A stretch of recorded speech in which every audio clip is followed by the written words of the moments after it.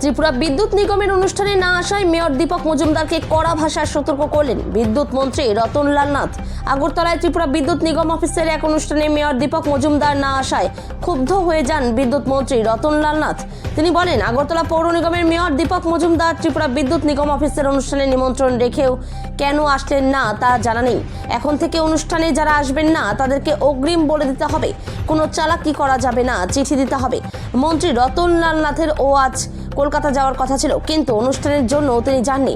এখন থেকে মন্ত্রী হোক, অফিসার হোক বা যে কোনো উচ্চপদস্থ আধিকারিক হোক না কেন, অনুষ্ঠানে আসার নিমন্ত্রণ রেখে অনুষ্ঠানে না আসলে চিঠি লিখে দুঃখিত বলতে হবে। ত্রিপুরা থেকে বিক্রম কর্মকারের রিপোর্ট, বিগ নিউজ বাংলা। আমাদের দীপক বাবু আসার কথা ছিল, মেয়র সাহেব। এখন থেকে কিন্তু যারা আসবে না কনফার্ম নেবেন, ডোন্ট টেক আদারওয়াইজ। এখানে কোনো চালাকি চতুর নেই, তাহলে চিঠি দিতে হবে।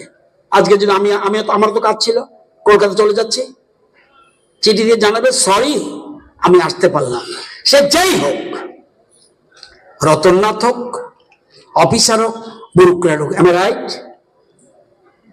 সে চেয়ারম্যান দীপক বাবুজি না বলতে চিঠি দিয়ে জানাবে আমি আসতে পারবো না, সরি।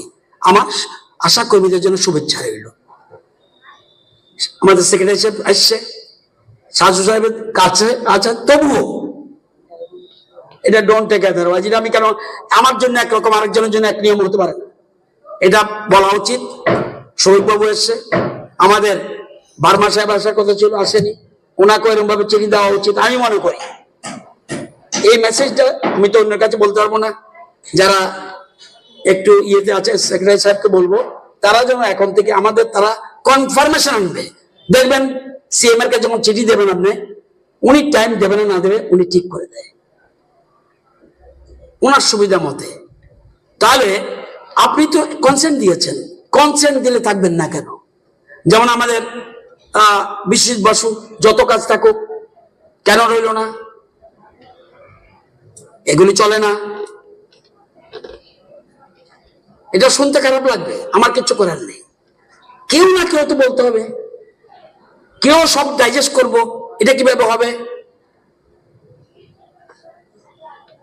জরুরি কাজ থাকতে পারে, কিন্তু একদম কনসেন্ট দিতে হবে বা চিঠি দিতে হবে। একটা মেসেজ, আমাদের 5 মিনিট লাগবে, সবাই মেসেজগুলো পড়ে দেবে। আজকে যারা আসছে, যদি আসতো মেসেজ একটা দেবে। অনেকে আমি দেখেছি, যেমন প্রধানমন্ত্রী মেসেজ পাঠিয়ে দেয়, ডাইরেক্ট মেসেজ পাঠিয়ে দেয়। বড় বড় যারা আছেন, প্রধানমন্ত্রী থেকে যদি উপরে কেউ হয়, আই ডোন্ট নো। আমাদের রাজ্য প্রতিষ্ঠা দিবসে প্রধানমন্ত্রী মেসেজ দিয়েছে, মেসেজ দেবে। যাই হোক,